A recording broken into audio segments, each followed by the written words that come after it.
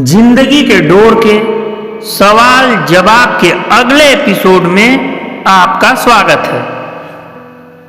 प्रश्न, लक्ष्य क्या है? अपने जीवन में एक लक्ष्य निर्धारित कैसे किया जाए? लक्ष्य निर्धारण के बाद ऐसा क्या किया जाए जिससे लक्ष्य की प्राप्ति में आसानी हो? देखिए, सबसे पहले अपने जीवन के उद्देश्य को परिभाषित करें। लक्ष्य को प्राप्त करने के लिए पहला कदम इसे परिभाषित करना ही है। एक बार जब आप अपने जीवन के उद्देश्य को परिभाषित कर लेते हैं, तब इसे छोटे छोटे एवं अधिक प्रबंधनीय लक्ष्यों में विभाजित कर लें। ऐसे लक्ष्य निर्धारित करें जो विशिष्ट, मापने योग्य, प्रासंगिक एवं समयबद्ध हों। किसी भी महत्वपूर्ण लक्ष्य को हासिल करने का एक महत्वपूर्ण कदम होता है ध्यान केंद्रित करना। अपने लक्ष्यों पर केंद्रित रहें और उन विकर्षणों से बचें जो आपकी प्रगति को पटरी से उतार सकते हैं। जरा सोचिए, आपके सामने एक कुत्ता है और आप उसके सामने एक या दो हड्डियां फेंक रहे हैं। आपके द्वारा फेंकी जाने वाली प्रत्येक हड्डी के लिए कुत्ता अति उत्साह के साथ कूदता और दौड़ता है।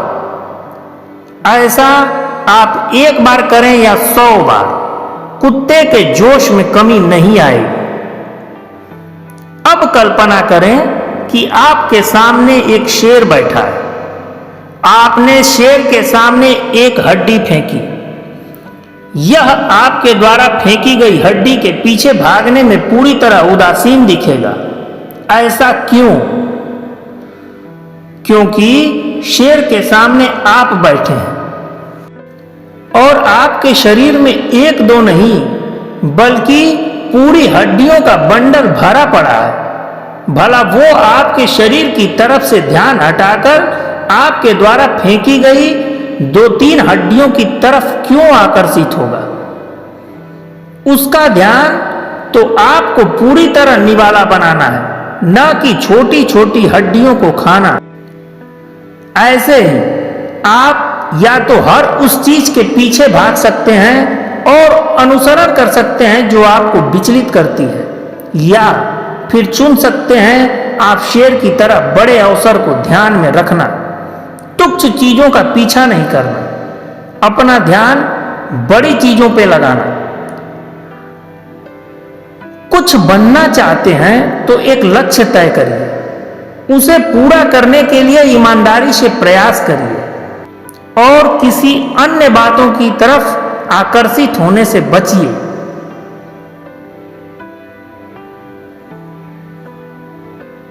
अपने लक्ष्य को स्पष्ट करने के बाद एक ऐसी योजना विकसित करिए जो आपके लक्ष्यों को प्राप्त करने के लिए आवश्यक हो। अपने आप को जवाबदेह बनाए रखने के लिए प्रत्येक चरण में एक समय सीमा निर्धारित करें और किसी भी कार्य को टालना बंद करें। अपने लक्ष्यों के प्रति काम करना आज से ही शुरू करें। शुरू करने के लिए सही पल का इंतजार न करें। अपने लक्ष्यों को प्राप्त करने की दिशा में हर दिन छोटे छोटे कदम उठाएं। सबसे महत्वपूर्ण बात यह है कि लचीलापन बनाए रखें। जीवन अप्रत्याशित है और चीजें हमेशा योजना के अनुसार नहीं चलती। आवश्यकता अनुसार अपनी योजना को समायोजित करने के लिए तैयार रहें। अब प्रश्न आता है कि हम अपने किसी भी लक्ष्य को कैसे प्राप्त कर सकते हैं। आइए इसे एक कहानी के माध्यम से समझने का प्रयास करते हैं। एक बार घाट के किनारे एक साधु अपना डेरा डाले हुए थे।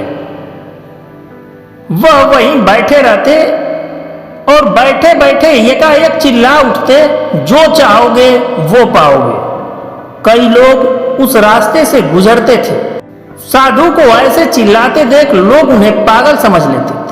कई लोग उन पर हंसते और कई लोग मजाक बनाते। एक दिन एक नवयुवक उसी रास्ते से गुजर रहा था। वो बेरोजगार था। साधु की आवाज युवक के कानों में पड़ी। वो अब भी वही चिल्ला रहे थे, जो चाहोगे वो पाओगे। यह सुनकर युवक साधु के पास पहुंच गया और उसने पूछा, क्या सच में मैं जो चाहूंगा मुझे वो मिल जाएगा? क्या आप सही में मुझे दे सकते हो? इस पर साधु बोले कि सबसे पहले तुम्हें यह बताना होगा कि तुम क्या चाहते हो। तब युवक बोला, बाबा मैं चाहता हूं कि मैं एक बहुत बड़ा व्यापारी बनूं। क्या आप इस इच्छा को पूरा कर सकते हैं? साधु ने कहा, जरूर। मैं तुम्हें दो चीजें देता हूं। इनमें एक हीरा है और एक मोती। इनसे तुम चाहे जितने हीरे और मोती बना सकते हो और अपना व्यापार बढ़ा सकते हो।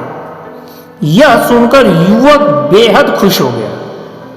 साधु ने युवक से कहा कि अपनी दोनों हथेलियां आगे बढ़ाए। जैसा साधु ने कहा वैसा युवक ने किया।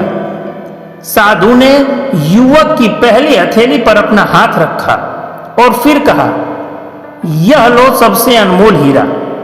इससे तुम जितने चाहे हीरे बना सकते हो। यह हीरा है समय। इसे मुट्ठी में जकड़ कर रख लो।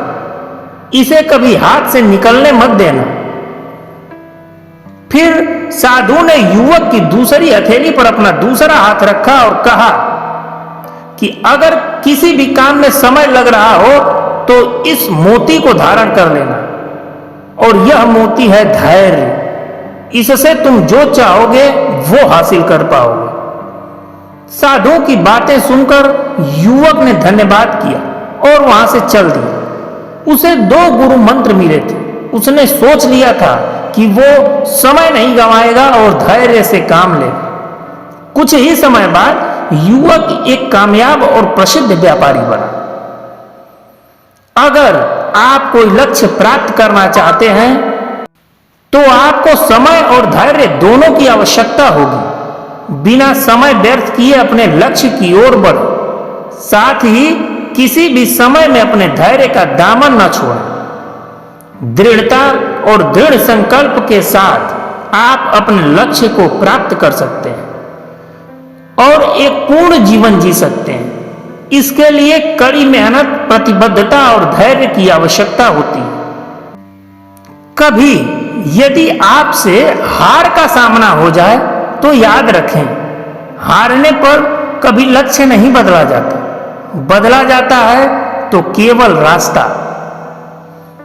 अपने गोल की प्राप्ति के बाद अगर आप पीछे मुड़कर देखेंगे तो पाएंगे कुछ रास्ते ऐसे भी थे जो याद आते हैं तो रोंगटे खड़े हो जाते हैं। उस समय उस सफर में अगर किसी ने साथ दिया था तो वह था मुकाम पर पहुंचने की चाहत और कभी ना खत्म होने वाला जुनून।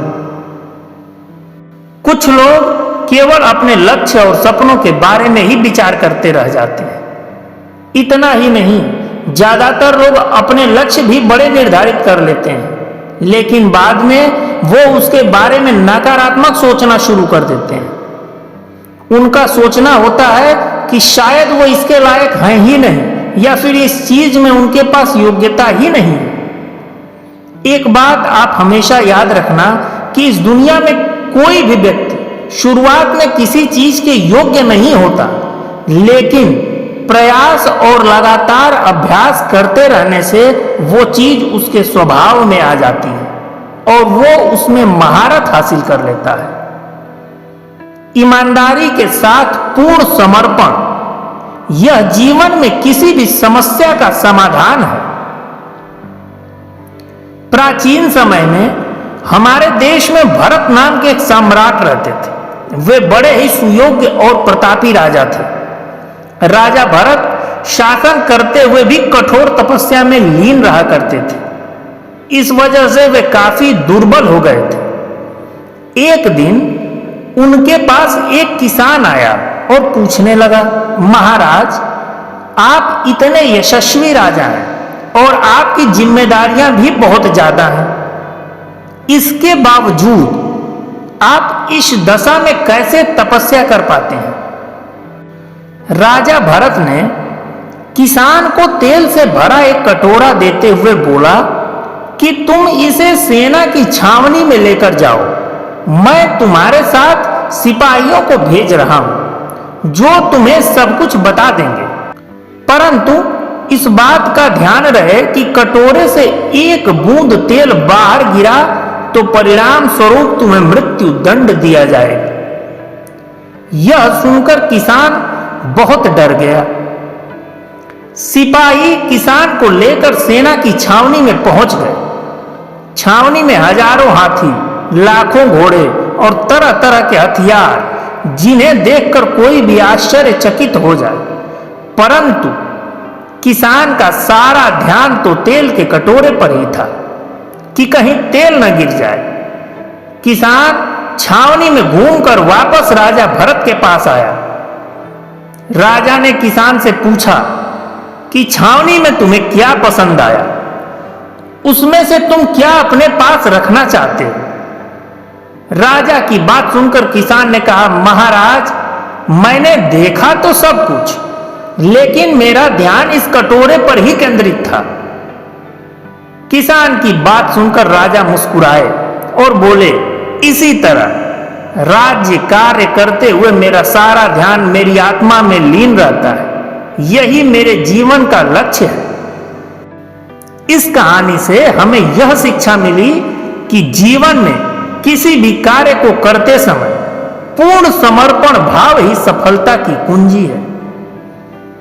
साथ में एक बात याद रखें कि आपके जीवन के लक्ष्य को प्राप्त करना एक यात्रा है, मंजिल नहीं। कुछ बन जाना लक्ष्य नहीं होता। लक्ष्य तो कुछ बनने के बाद शुरू होता है। लेकिन वस्तुतः आप जो सोचते हैं कि कुछ बन गए तो लक्ष्य पूरा हुआ, नहीं, अभी तो आप अंकुरित हुए थे। लेकिन अज्ञानवश आपने सोच लिया कि आप पूरे पेड़ बन गए। पूरा पेड़ बनना ही आपका लक्ष्य था, लेकिन अंकुरण को ही आपने अपना लक्ष्य बना लिया और अपनी यात्रा खत्म कर दी। आपका लक्ष्य तो पीछे छूट गया। अंत में एक बात कहना चाहूंगा, उदासी के बादल छटेंगे एक दिन। नहीं होते एक जैसे सभी दिन, लक्ष्य मिलेगा एक दिन, यह सोचकर चलता रह तू हर दिन। जय श्री कृष्ण।